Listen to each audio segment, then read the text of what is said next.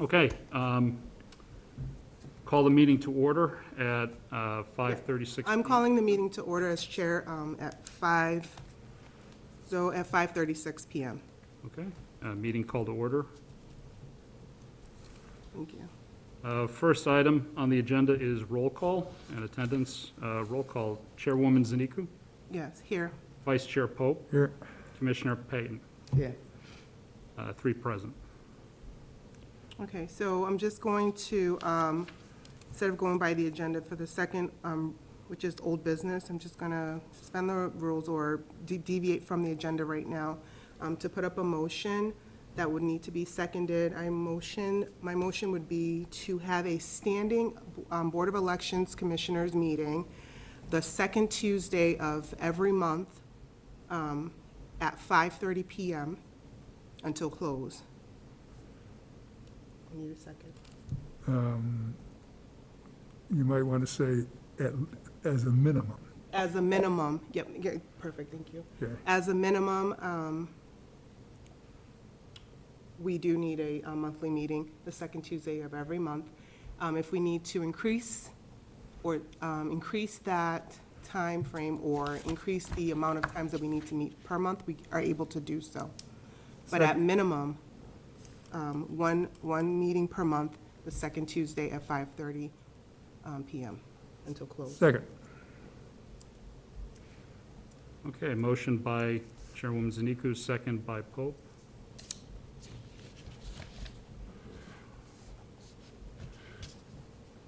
All in favor? Aye. Any opposed? The ayes have it. Okay, 3 in favor. Okay, moving on to new business. First one was a communication response Excuse in me, regards to... we haven't accepted the minutes. Oh, I'm sorry.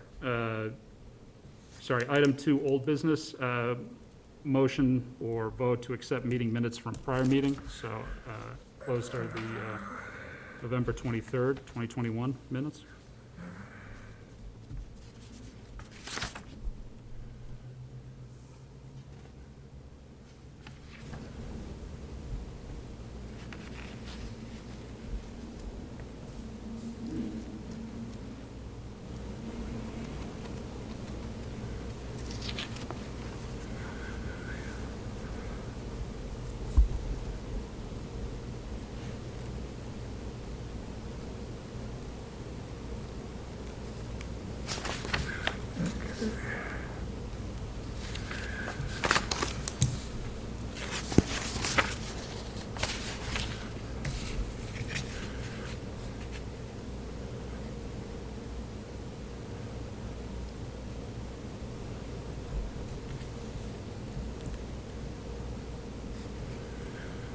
And part C, I think I also said that the commissioners, as a minimum, should be kept in the loop on the census, since we are the Census Commission, in terms of what's going out, in terms of the questions and what comes back as the results.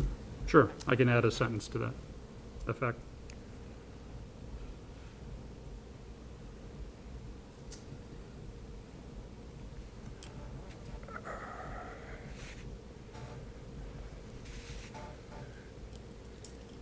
I was actually going to point that out too, the census part of it. Yeah.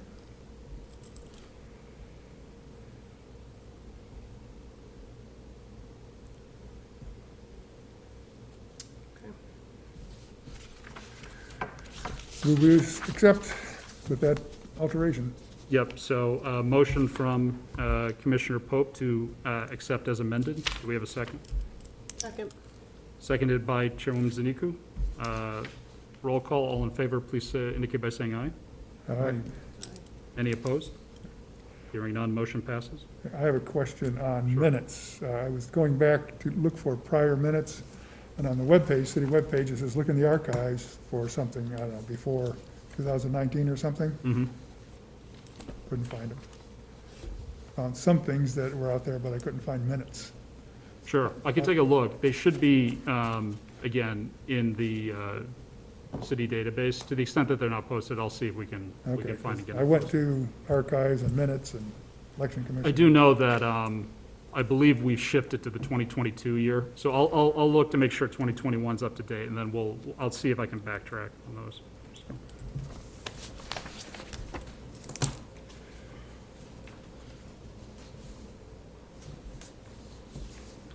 Okay, moving on to the next item, new business, item A. This is a communication response to an inquiry from Commissioner Pope regarding state laws and regulations governing the Massachusetts Election Commission. So what I did was I did a look-through of our special acts, and I also took a look through state laws relative to boards of registrars and elections commissions. And I also looked at whatever advisors there were from the Secretary of State's office. And the position is that either if you are a board of registrars or an election commission, the powers and authority that you have is governed under state law. And the specific authority that a board of registrars, in the case of many towns and a few cities, and election commissions in the case of several cities, Lowell, Cambridge, Worcester's another, is pretty similar, which is over the administration of your elections, both local, state, and federal. So it generally focuses, at least in terms of the advisory, over general duties relative to voter registration. It also focuses, at least per SEC guidance, on the local census, certification of signatures for nomination papers and petitions, transmission of absentee ballot applications, hearings to the extent that there's an objection to nomination papers and withdrawal of candidates, and to the extent there's a recount, presiding over the recount. Now, it is noted that obviously nowadays, many of the functions that are here have been sort of professionalized in terms of the ministerial function by town clerks, city clerks, and to the extent that a municipality has it, an elections office. So the day-to-day processing and functioning of a lot of these tasks are sort of taken care of by city staff. In the case of the city of Lowell, and town clerk's office or city clerk's office with other communities. And Boston has a unique structure where they have a clerk's office and an election department itself. But similarly, the ministerial functions relative to these duties is also, professionalized under there. So for instance, you are not processing every single voter application that comes in. Obviously, we do that. Same thing with, processing the local census, getting the bids out and things like that. Same thing with the certification of signatures for nomination papers and petitions. We follow the SEC guidance and recommendations relative to that, where every signature is reviewed through a VRIS review. So, to provide an example, if you get a petition that has, let's say, 35 signatures, election staff reviews each signature one by one in the VRIS database to make sure that a voter never, entered into it more than once and things like that. However, for a lot of the other functions that the SEC has listed, such as supervising recounts and hearing objections and things like that, as well as the overall administration of the election, that is under the purview of the registrar of voters for purposes of towns in certain cities, and the election commissions for those cities that have it. So based on my review, I didn't see anything in terms of our special acts or anything that would uniquely apply to the city compared to other communities. Through the special acts, it sets up the election commission in the city of Lowell, similar to, say, Cambridge and things like that. And that sort of is a carryover from our former charter. So our 1921 charter sort of ceased to be our controlling document for local government when we switched to Plan E. But we do have some special acts in the 50s and 60s that carried over the election commission, to the present day. So, and that's sort of that. But in terms of, the overall ministerial functions of the office, that's why we have clerk's offices, town clerk's offices or elections offices for those communities that have it. So, Yeah, I hope that makes sense. I tried to. it makes sense. go through it. With some of the things I brought up, for example, we have copies of the governing rules or regulations, laws from the Secretary of State, Yep, or Secretary of Commonwealth. But for example, whenever there's a vacancy on the commission, the party who has the vacancy is supposed to present 2 nominations and to the city, and the city can choose one of those 2, or if they don't like them, choose a third one. But they're supposed to notify the town chair of the party and get 2 nominations from that town chair. And I'm not sure that's been done. Excuse me? It hasn't. And you're also supposed to ask the local party chairs for nominations for poll workers, to ensure there's a balance in there. And I know that's more hassle for you, but that's what it says. right. in Part of the document. issue with the poll workers, though, is, I know when my predecessor did it, we did reach out, and unfortunately, we never really, my understanding is that we never got any lists for poll workers. And under state law, if you don't receive poll work, lists or enough, you can then reach out and, reach out to the community and see who does That's it. correct, but then the next time, you don't just say, oh, didn't work last time, we're gonna do it our way this time. Right, yeah. I will note that for many cities, again, it's a challenge, and they often just, reach out and, advertise for poll workers. Yeah, I'm not objecting to that, it's just that, if we're going by the law says you will ask the heads of the local parties for recommendations or nominations. If they don't give them to you, that's their problem, not yours. You can go ahead and, pull in who you want. Yeah, and that's fine. I mean, we can restart the process, or the process of doing that. I know that by April 15th, under state law, we can submit requests to the chairs of both city committees to see if they have any names they want to put forward who would be interested in being poll workers, and see what the response is. But, we can do that in conjunction with the, general advertisement we do for poll workers every year. Yeah, I mean, I've been around a lot of other places. I know the last, before here, I was in Toledo, and in Toledo, you walked into a polling place, you knew who the Republican workers were and the Democrat workers were, because they were appointed by the party. Plus you could have observers, but that had nothing to do with the election commission or whatever they had there. Yeah, typically So- observers are put forward Yeah. by the parties. We Yeah. have no role, unless, we request that they announce ahead of time who they're bringing. I know with COVID issues, we try to encourage that, but even Yeah. then, so long as the observer identifies themselves before the election, that's generally fine. Yeah. But- And I also notice in here that we have responsibility for the local census. Yeah, so that was gonna be my question, if I can just jump in here. It says per the SEC, registrars and commissioners. Registrars and commissioners have responsibility over voter registration for their respective communities, the local census, certification of signatures for nomination papers and petitions, transmission of absentee ballot applications, hearing objections to no nominations or withdrawals of candidates, and presiding over recounts. The certain election commissioners, commissions, including Lowell, also have the responsibility of the designation of local polling locations. So taking that step by step, I would like us to go over our process or procedures that we currently have now, that includes the elections commissions in each and every one of these cited, responsibilities. Sure. Thank you. So if we go over them one by one, so let's start with voter registration. So as I previously mentioned, generally voter registration, So, Elliot, can we start from, it's voter registration for their respective communities. Yes, Right. perfect, thank you. okay. Yep. Yeah, so starting with the first one cited, voter registration for respective communities.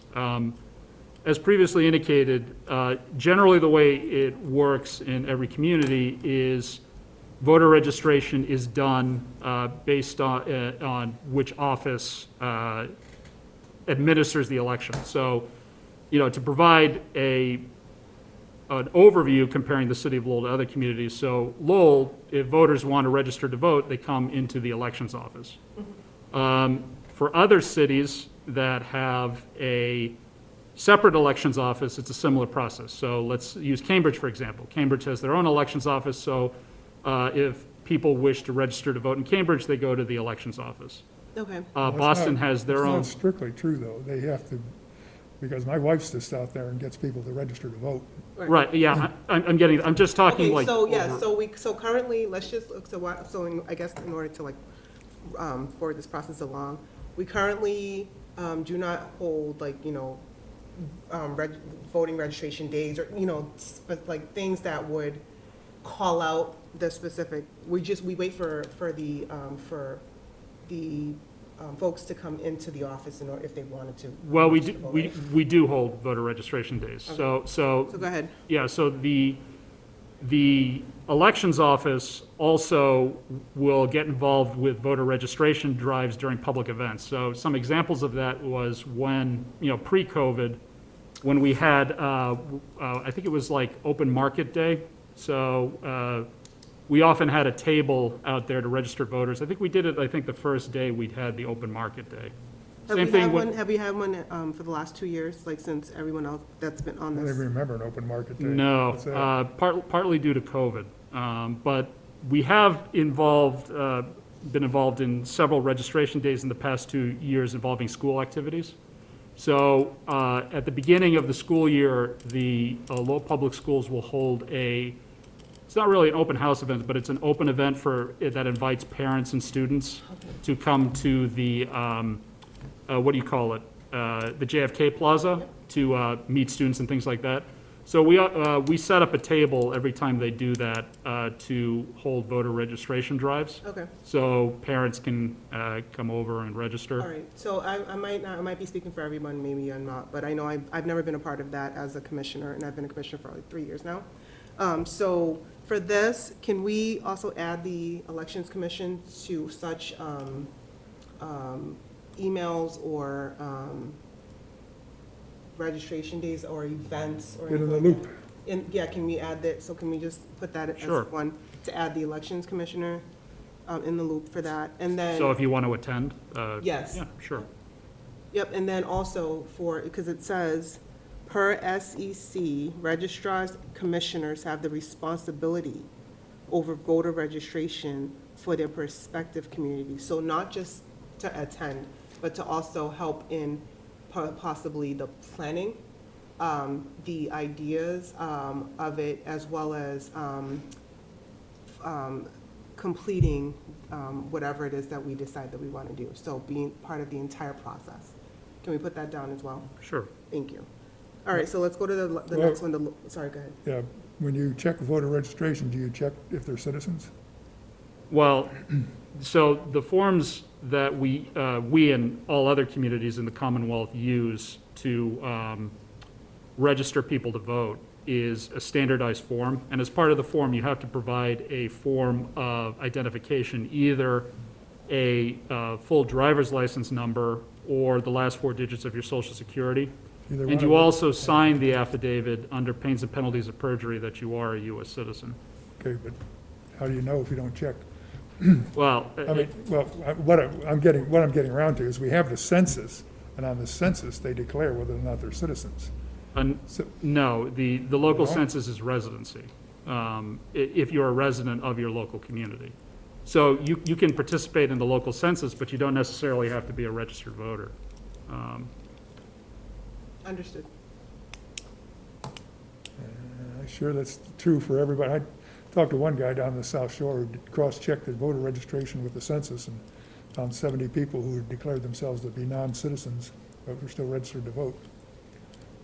Yeah, well, we can certainly, check that as it comes, but, again, we have the procedures relative to, what the applications say. And again, the applications, under the applications, it is an affidavit. So when you sign it, you do swear that you are a U.S. citizen. And to the extent that evidence comes into play that you're not, that can be brought before the Election Commission for a hearing, which is, again, one of the Which has the never items happened. listed here. So, Which has never happened, all right? not that I'm aware of, since I've been in the office, so. The census? The Yeah, local so census? did you want me to go over any of the other mechanics for registering people to vote? So, Sure, if you can just quickly just check those off. That's what we're currently doing, right? yeah, and, So I just wanted, so each and every one of those proponents, I just wanted the elections commissioners to be added to the communication or the, to all communication. That's sure. all. Yeah, to the, Emails, letters, whatever. to the extent there's an event or something to that nature. No, yeah. that has anything to do with the voter registration, because this is a responsibility of ours. Right, So not just events, but CCS on everything that has to do with voter registration for our respective communities. okay. Yep. The next item, local census. Again, communities do the local census every year. Generally speaking, either the clerk's office or the elections office, in your respective communities, in our case, the elections office, we put out a bid, request for quotes for vendors to help print out the voter registration forms based on the response. Oh, you mean the census forms? Yeah. You said the voter registration form. Oh, I'm sorry. I meant local census. Sorry, I was thinking back to the previous item. Yeah, so, we put out a bid. Generally speaking, once we receive quotes, we work to arrange to send out local census forms to the community. The printer generally will take our list, our current list of those that are residents of the city of Lowell, and then they send out the local census forms to residents. Generally speaking, it's done early in the year, so from January to March. We then receive those responses, and then as we receive them, staff processes them through them and updates the VRS system depending on responses. So generally speaking, those forms where there are no changes, you put it to one side to, and then those that do have changes, you process through them and input the changes into VRS, so. Okay, so in terms of our responsibility, since we're responsible, that as a minimum, what I'd like to see is, number one, before we send it out, what we are asking. And number two, when it all comes in, being a numbers guy, I'd like to see what the results are. Agreed. Okay. How much leeway do we have in what we ask? It's pretty straightforward, and it's standardized between communities, so it's name, Yeah, but Number of I'm not people. asking that, but how much, I presume that the Secretary of the Commonwealth comes out and said, here's something you have to ask, is Right. that correct? yeah, And do and we have any leeway to add to that? not to my knowledge, so. So we have to do it his way or no way? Right, it has to comply with how the SEC wants it. So our census form has been standardized for quite a while now. So we ask the information we're permitted to, which is sort of like name, age. You have the address up top, so you confirm, you are living at this address. Age, they're registered. employment, How they're relation, registered? How that they're- sort of thing. Yeah, how they're registered. Yes, I believe that's also one of That the is questions there. there. I have the form, I think. And then, if you need no changes, you just mark, no changes and then send it back. If you do have changes, you write them down. Now, And what are you changing? Address or, well, for instance, let's say you send out the local census and I think, let's say someone's dead. well. Sorry, yeah, that's an obviously. extreme example, but, right, you could then, cross off that entry and then put a note saying that, passed away so-and-so date. You then delete them from the voter rolls? Well, again, you have to wait a certain period of time that they're inactive before you can do that. So, but obviously whatever changes you have in the local census, you input them in the VRS. And of course, you could also get notifications from other communities indicating that their voter registration status has changed. So for instance, if someone moves to Maine and registers to vote there, we receive notification from the Secretary of State's office in Maine or one of the local clerks in Maine telling us that, they've moved to this location, so then we can immediately, remove them from our rolls. So, but, in a situation where you're inactive for a couple of years, you have to wait for inactivity in 2 federal elections before you can send the notification out Even that if they're they're dead. deleted. But if somebody says, okay, I'm unenrolled, and you go, and you cross-check that with your current database, and they said they're a Democrat, do you change that, or just leave it? I don't believe party affiliation is one of the questions we ask on the local census. No, And- That's what was on the thing you gave me. Okay, well, I'll double check, but even if the local census says party affiliation is different, because party affiliation is related to your voter registration, you can only change your voter registration information if you submit a Okay, so new in other words, the answer is affidavit. no, you don't. Right, so the answer is no, you don't change that. But for other things like employment, or if they're not living there, you change that. So- Yeah, well, that's- And there's a module in VRS that deals with census data, which is separate and distinct from voter data, so. okay. Well, that's good to know. Moving on to the next item, certification of signatures. Yep.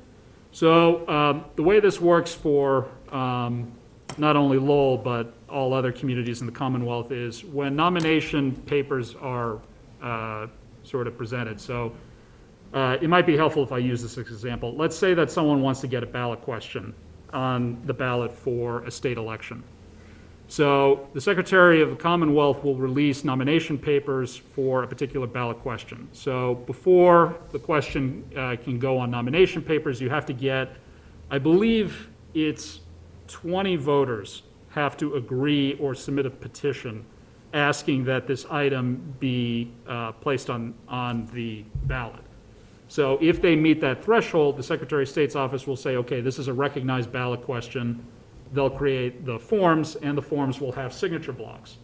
So what the signature blocks is that every registered voter that wants to see this item on the ballot has to sign and provide the address where they're registered to vote. And you can only sign a petition once. So these voters, and often it's community activist groups or special interest groups or things like that, will sponsor or have people go out and do signature certification drives. So they'll go over to, let's say, Market Basket or door to door, things like that, and say, hey, would you like to sign our petition? So once they, the way the process should work is that once they've filled out, they've gotten a signature for every space, but often that doesn't happen. Sometimes they'll just get one signature and they'll submit them in bulk. The interested parties will bring these nomination or ballot certification papers to the elections office. What happens then is that we go through them. Typically, we try to do it based on the date we receive them, but often we're so, and this is the same for other communities, particularly when it's on state elections, you're often deluged with a lot of nomination What papers. happens? What happens next?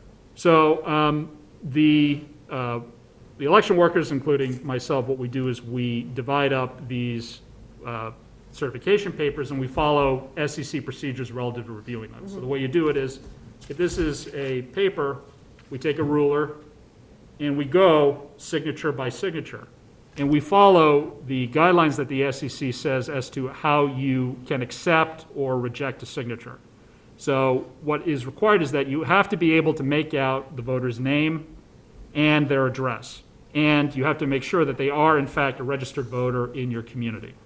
If they are not, you have to reject it. And the symbols that we use and that the SEC states that we use on the nomination or certification page is an N or an S. N means that the voter is not at that, they're not a registered voter, they're not at address. S is you can't make out the signature. I think T is they've already signed it, and so on and so forth. So when you find a voter's name and address, that's new, so they've just signed it, they've never signed it before. We go into the VRIS, and there's a module that is signature certification. So what you do is you find the particular ballot question, and what you do is you enter in the names of each voter. So, and what that helps prevent is, it helps prevent voters from signing their name multiple times on one of these nomination papers. So, because it'll be flagged in the system, so then you can reject it on the basis that they've already signed it. Once you've finished, once we in the office have finished reviewing every signature and confirming that they're all in the system or they've been rejected for the specific means, we then indicate on the nomination papers the number of signatures we've certified, the community that's involved. And then what we do is we take the election commission stamp, which has the stamp of the election commissioners, Okay. and stamp it, certifying that. That's where I was getting to. Okay, go ahead. And that way it certifies that the names on the, documentation is correct. Okay. And then once you complete all of the review of those forms, because sometimes you'll have a person who submits multiple forms. Once you finish reviewing all those forms, you get them together, you contact the person to pick them up, they come in, and prior to, when we receive them, we fill out a receipt indicating that, yep, we've received X number of pages for either this candidate or this voter question or ballot question. And then once you finish through them, you indicate on each page the number of signatures that the elections office has certified. Once you give them to them, it's then their responsibility to submit it to the Secretary of State's office for review, for state questions. For local elections, we are the ones that hold on to the signatures. So once the elections office reviews, the signatures for those that are seeking nomination and stamp it, we keep them on file, and we have, we keep the nomination papers for each candidate, to the extent that, it ever comes up. And we contact the potential candidate typically at regular intervals to let them know how many signatures they have, at a certain point.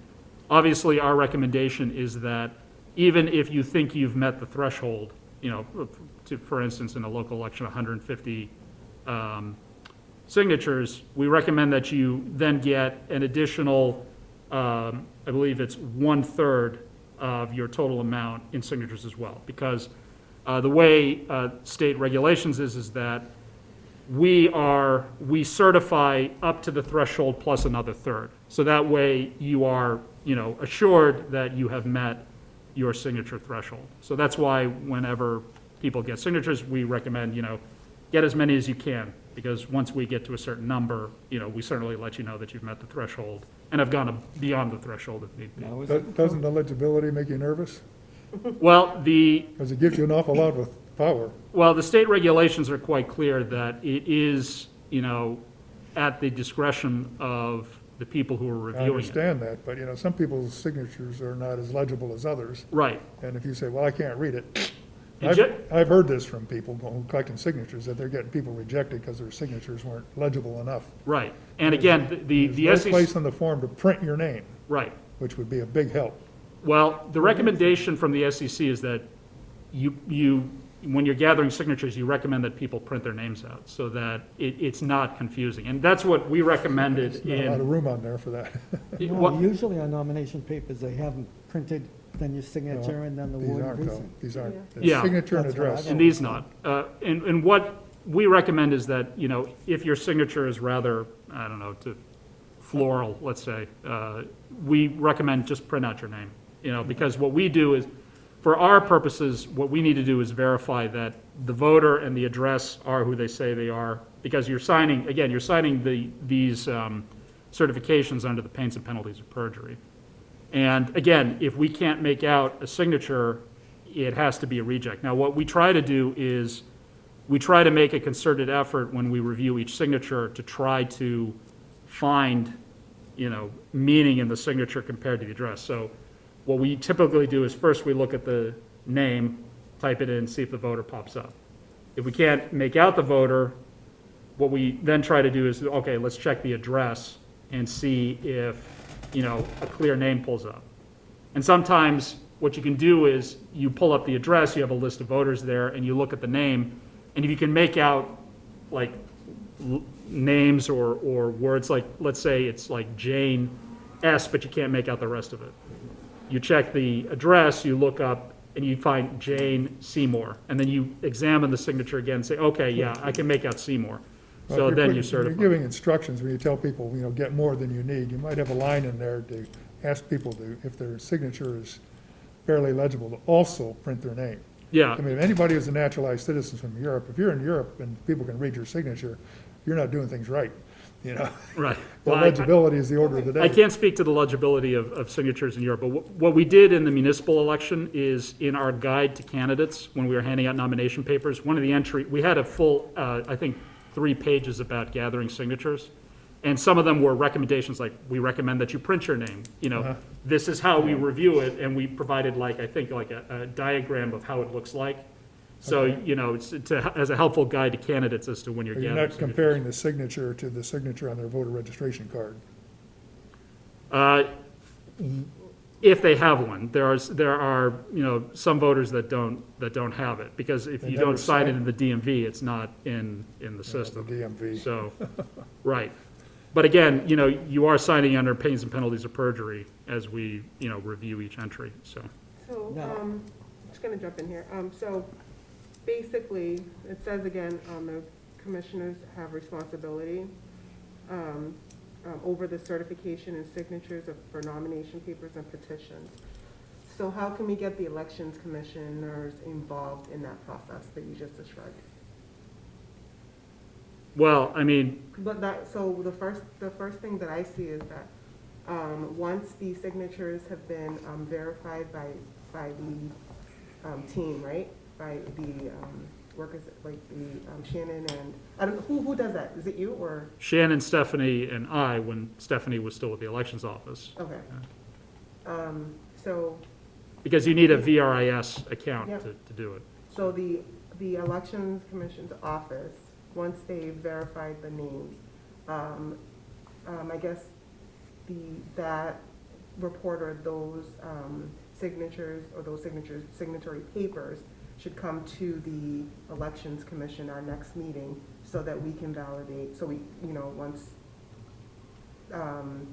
it's processed by the office, so that we can validate, and just like we sign the, that, we're able to verify that the machines are working, we should be a part of that process as well. You could also have an appeal process. Somebody feels that their name was Yeah, Well, not just struck off for, that's the Reason. that's the first way I see that the commissioners can be a part of that process.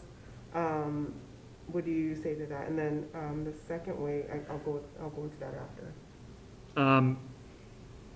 to be honest, I don't think it would be feasible, because, I mean, you're looking at, I mean, to provide an example, when we were certifying ballot questions for the state election last year, we were talking about, I think, several thousand petitions. And part of the problem is that we're under very strict deadlines as to when we have to get them certified and approved. So, I mean, to put it in perspective, it was Shannon and I think we had to work, 2 weekends to process through those thousands. I don't think, and not only that, I mean, you need VRIS in order to verify it. So I don't think that, and again, as election officials, everyone working in the elections office, we are also, bound not only by the authority of the Election Commission, but also bound by our duties as election workers to make sure that everything that we review is verified and correct in the Right. system. I don't think So that, so that is exactly right. So you'd still be doing that. It's just that we're including the elections commissioners in the process. So like if you work the weekend, then that Tuesday, we call in, you let me know, oh, so we're gonna be working this weekend. Let's call in an emergency meeting Tuesday. We call an emergency meeting, we go ahead and sign it as like for, like as it says here, certification of signatures, and we sign it as commissioners and But- ready to go. but you don't sign it. The stamp is the acceptable form of approval for it. Okay. And that's what all other communities in the We can Commonwealth stamp it. do. Yep, then we'll stamp it rather than sign. Since it says But we also- election But- commission, But again, you're talking about potentially thousands of petitions. You'd have to stamp each and every one if you would do it that way in the meeting. So you could be here for hours potentially. And not only that, I mean, So there's no cover page? nope, there's no cover page. You have to individually stamp each and every page. And you cannot move forward onto the next page until you stamp it right then and there, To say that it's verified. to say that it's verified. So, and part of the danger too, with, what you're, with that idea is that if we miss one, and we don't, because the way we do it is, So I'm trying to find solutions, well, one way is to simply do it by exception. Yes, We or don't we need, can we don't just need to look at accept the it. ones you said are okay, right. just the ones you said aren't Do okay. you understand where we're going? So like, we need to be a part of this process. I- Okay, so I thought like that, your team, validates or, corrects everything, ensures that it's proper. And, I was looking for a way for the Elections Commission to be a part of the process. So like Jim just rightfully said, if now that we understand it's like stamped by page, then after that is done, you still need to come to the elections body, the commissioner's body, in order for us to be a part of the process. So if that means that a vote has to, to just reconcile the papers or accept them, then that can be it. How can the commissioners be a part of the process? I just, the way the sort of the system is in place, I don't see Do you want how, to make a motion then? Let's just do it then, so since there's no, because I think that would probably be, again, and the way we do it is the way everyone else in the Commonwealth does it. I just don't see a practical way you can do it with the time constraints and the scheduling that the so state everyone requires us else's to do. commissioners do not have part of that, are not part of the process? No, as I indicated, it's mostly ministerial at this point, because, again, you need a VRIS system to verify each signature. And again, as election workers, you go through each and every signature, and you have to approve one page, one petition before you move on to the next one. They're just, and again, there isn't really a practical way you can do it in the way the SEC has set it up, other than the way we and other communities have been doing it. I mean, again, for last year, we were looking at thousands of signatures we had to verify, under the gun. So, understanding that and understanding what you understand, there's no way for the body to be a part of this? The only way I can see being part of it is that, like during an election, where we oversee the balloting. If somebody goes in and just watches. Right, I mean, yeah, honestly, so I can't think of just thinking as how the process works. We can move on. Where, Yeah. yeah, okay. The next item, transmission of absentee ballot applications. The way this works is every year, everyone who has submitted, there are certain parties that have requested an absentee ballot application every year. Typically, it's those that reside in nursing homes. So every year in January,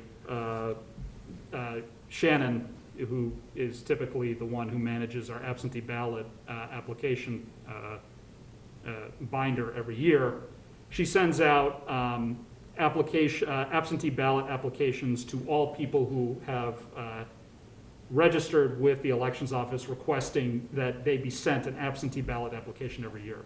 Because under the state law process, you have to submit an absentee ballot application every year. You can't automatically get it. But what we do is we automatically send out those applications every year so that voters can write them in and submit it. So Shannon actually sent those out to all the voters, I believe it was a couple of weeks ago in January. So again, we maintain a list of voters who've requested it. And what we typically do is we send, for those that live in nursing homes or who reside in nursing homes, Often the director of activities for that particular nursing home requests that they receive all the applications so that they can then bring it to each voter. So for those voters that are in residents, long-term residents like that, we do that. We send it to the activities director. And then for those individual voters who have requested every year, we also send them that. So we've actually fulfilled our obligations relative to that this year. And again, this is more a ministerial function. Back in the day when, there weren't professional elections offices, it was the Board of Registrars in the 20s or 30s that would have to hand deliver it to everyone. But nowadays, with the professional offices that we have, we just do it automatically. So, and that's already taken care of, and we take care of it every January. Hearing objections to nominations or withdrawals of candidates. Again, that is a process in which an election commission takes a more active role. To the extent that we receive a complaint contesting someone's nomination as a candidate, or someone who contests someone's voter registration, they can submit a complaint to the elections office, and then that matter can be brought before the election commission for a hearing. To provide an example of that, in the Dominic Lay matter, obviously that was a matter that falls under this category, and that matter was brought before the election commission for a hearing. So same thing with withdrawals of candidates. Typically, if a candidate wishes to withdraw, they can withdraw. That's totally their right if they do it within the time allowed. In fact, we had a situation involving Councilor Cirillo when she had submitted the signatures necessary to run for office, but she decided that she wanted to withdraw her name from not the last municipal election, but the municipal election beforehand. So she came to the office. I helped prepare with her a withdrawal letter, which she signed and dated. We put it on file, and because it was within the time frame, she could withdraw. Right under the wire, right, as I recall. Yes, but well within the time frame permitted under state law. So in a rare instance, you could have a candidate who withdraws but then seeks to go back on. I mean, it's extremely rare, and in most cases, it's rejected at a hearing because, you have a document here that you signed and, in a date it's saying that you're withdrawing. So, but again, in that rare circumstance, you could then also have, go before the election commission for a hearing. Suppose somebody withdraws a little too late and is still on the ballot and gets elected anyway. Right, that could be a situation too.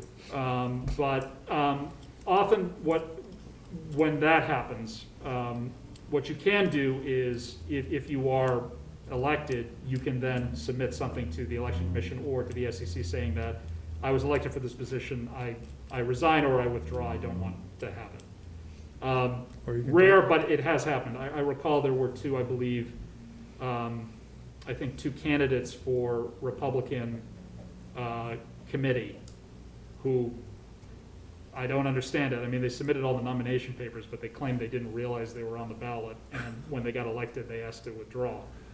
So I contacted the SEC, and they submitted their sworn statements indicating that they wanted to withdraw it, and that resolved it. But I knew a guy in Westford who withdrew too late, got elected, and said, all right, I'll serve. yeah, so and you can have the opposite. So yeah, but yeah. Speaking of Dominic Lay, I've been trying to follow that on the appeals court website. And did the judge finally throw that out, or is that still pending? Can we hold on to that Yeah. and just finish this, and then Sure. we'll put this at new Yeah. business? So the next, and the last two items, so presiding over recounts, the procedure for that is if someone requests a recount, we set up a area so that the ballots can be reviewed. It's an open public process. You follow state procedures relative to that. There's a whole series of laws governing recounts. So you set it up. We find and hire poll workers to work these recounts. You contact the candidates or those that, to the extent it's a ballot question. I don't think we've had a ballot question recount, but you contact the parties there. They send their observers, and then on the date in question, the poll workers proceed to hand count the ballots. To the extent there is a dispute regarding a ballot, the election commissioners are asked to review that ballot and render a decision. The way they review a ballot is governed by state law and SEC regulations, so they have a whole procedure as to how you're supposed to review the marks, what you can accept, what you can reject. And obviously, if there's ever a recount, we go over those procedures relative to that. And then at the conclusion of the recount, the election commission renders a determination as to what the final numbers are, obviously based on what happens then and there. The last time we had a recount was the matter, I believe it was between Lori Trahand and Dan Mr. Coe. Coe, yes. Yeah. And again, that recount was held in the Lowell High School auditorium, Yep. not auditorium, sorry, cafeteria. Poll workers are there, the election commissioners, again, I think there were 3 who were present, they, reviewed it, and each ballot, and ultimately, the result was decided. And also observers were there. And finally, designation of polling locations. Our election commission here in the city of Lowell has authority to designate those. So that's it in terms of mechanically how each of those items works. Thank you so much for taking the time to do that. I know every time, like, a lot of people ask me, what does the election commission do? What is it? So, Yeah, we have that on tape someplace, you can always refer to it. Thank you. yeah, and if it's helpful, I can include this in the minutes if it'd be useful. Sure. So. Minutes for this meeting. So. Okay, moving on to the next item, B. Commissioner Pope had a inquiry about what role, if any, the election commission had regarding the direct election of the mayor. So I provided this memorandum. Short answer is the election commission does not have authority Okay, relative to I this. just So, want to make it clear, I never meant, or never implied or meant to imply that we were going to decide what happened here, but we are appointed by the city council, and we are a resource for the city council. And what I was trying to say is should make it known that we are available to them for assistance in this, for laying out the alternatives, the positives, the negatives. Obviously, they make the decision. I mean, there's all right, something yeah. like this, we're not going to make the decision. But I think we could probably do a better job than if we hired another $30,000 consultant from out of town. So, but I agree with everything you say, but that wasn't I did not want to imply at all that we had authority over it. Okay, yeah. Only that we had ourselves available as election commissioners to serve the city council. Oh, yeah, and I think that, again, goes without saying, so, Well, sometimes things don't go without saying. yeah, Sometimes you have to remind them that we are here right. and that we are available to them. Was that a binding question on the ballot? No, It wasn't. No, so it's a non-binding question, but for purposes of, our election, it's sort of, obviously the will of the To get that, voters right. is controlled. So, to provide another example, If you think about it, it's pretty the complicated. Lowell High School question was a non-binding one, but obviously given the voter turnout and the Right. input, the city council treated it as the will of the voters regarding that question, so. Okay, and final item is nomination and voting of election commission officers for 2022. So every year, we put it to the commissioners if they want to nominate certain people for certain offices. Again, the offices in question are chairman, vice chairman, and clerk. I don't think there actually is an office of vice chairman. You don't think so? Nope. If you look at the law, it has has the chair and it has a secretary. Oh, because I thought we had, We've my always had a recollection, vice- I think We haven't always had one. I think the election commission has its own, internal rules regarding that, but it's up to the will of the commission if you want. I'm just looking at what was on the city webpage as to Okay. the structure of the election commission. Yeah, Since And, Commissioner Anthus isn't here, can we delay it until next month? certainly, if you want, if you wish to, fair for her. delay it to the next meeting, which would be in March, yeah, we can certainly do that. So, I think we'll, Second actually, no, Tuesday in strike March. that. I don't think we need a motion to wait. We would just carry it over to the next meeting. So, okay, So we're gonna start having the Tuesday on So it'll be the Second Tuesday. Yes, so, yep, that was the motion of the board, so I'll contact the manager's office to see if we can reserve this room moving forward, so. I also wanted to put forth a motion that we, have our, the new old business, new business timed, so like allot times to each one of the agenda items. Huh? As in the minutes, you indicate when No. each item was, So so like going forward, and when we get our agendas, I want us to put like, for old business, maybe 5 minutes or 2 minutes, whatever it is. And then, time our, whatever whatever's on the agenda, so give each an allotted time, so that we have, a good, like a rough idea as to how long each meeting is gonna be. Does that make sense? So, for instance, old business, 5 minutes, new business, the first, agenda item for under new business, communication response, inquiry from, Commissioner Pope, et cetera, 15 minutes, apply that. Maybe 15 minutes for the next one, 5 minutes for the third one, or 30 minutes actually, that's probably gonna be a good one.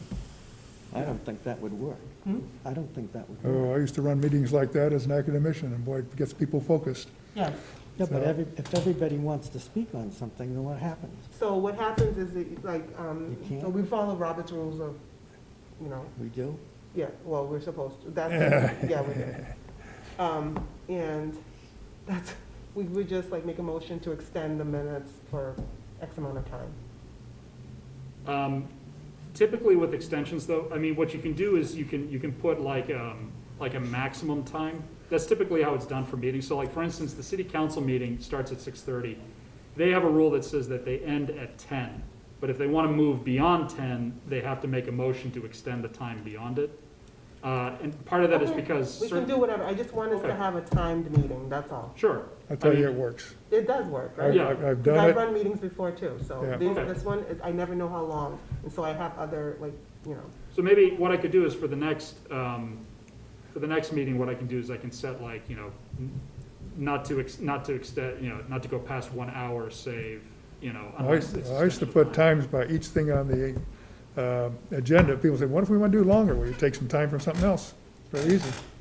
Decide what that's how I you, usually run my other Yeah. meetings too, for my different decide what's boards. important to you. Sure. So- I'll see what I can do with the next meeting.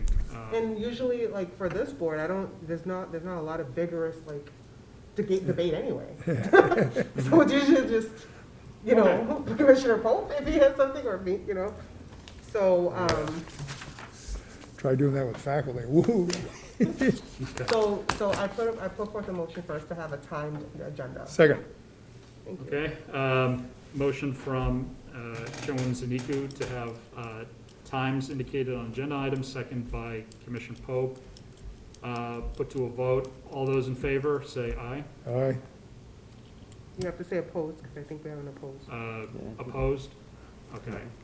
You want so to were break in the favor? tie? I'm in Oh, favor, okay. yes. I made the motion. Okay, motion passes So it doesn't 2-1. mean you have to be in favor.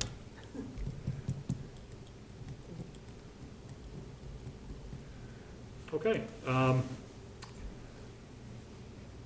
guess we're on adjournment then. No, so we had, I think, a question from Commissioner Pope earlier about Oh, the, yeah. Oh, The Dominic yes, Lay thing.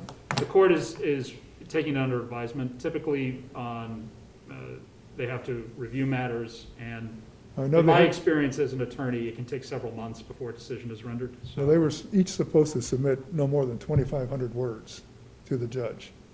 And, they're kind of their final summary statement. And there is a thing in the appellate court website that said basically case dismissed, but I'm not sure if that's the previous one or the current one. So I just looked it up today to see when the hearing was, but, Yeah, and it said dismissed, and I said, whoa. no, my understanding is that a decision has to be rendered, and my understanding is no decision's been rendered. So I don't think it's in reference to that. Okay, but I know that previous to that, it did it goes, I presume, in chronological order, but it said each attorney was supposed to present a 2,500 word summary to the Yeah. judge. And I believe the submissions have been made, or briefing has been done. on But the that, thing, so. if you look on the webpage, the next thing after that just said case dismissed. So, Yeah, but it's, you know, it's, I can't tell if that's no. really what happened or not. Yeah, I mean, as an attorney, just typically the way it works is we receive a decision. Until you receive a decision, there's no dismissal in an action, so. Okay. And again, we haven't received a decision, so. We're on that lawsuit, folks. Yes. Okay, I guess, So, yeah, so to Jim's, you know, So it's to still, Commissioner Pope's point, go ahead. no, so it's still pending. Yeah, so I asked right, our legal advice of when it was going to be so I could listen in, but yeah, she didn't think that was there necessary. hasn't been a decision yet on this matter, so. Looks like somebody wants this room. Yeah, it's till 6:30. Yeah. So, Okay, motion to adjourn? Motion to adjourn. Motion to adjourn by Chairman Zaniku, do we have a second? second, get your name in there. Okay. Mark Second seconds it. by Commissioner Payton. All those in favor, please indicate by saying aye. Aye. Aye. Opposed? Hearing none, meeting is adjourned at 6:37 PM.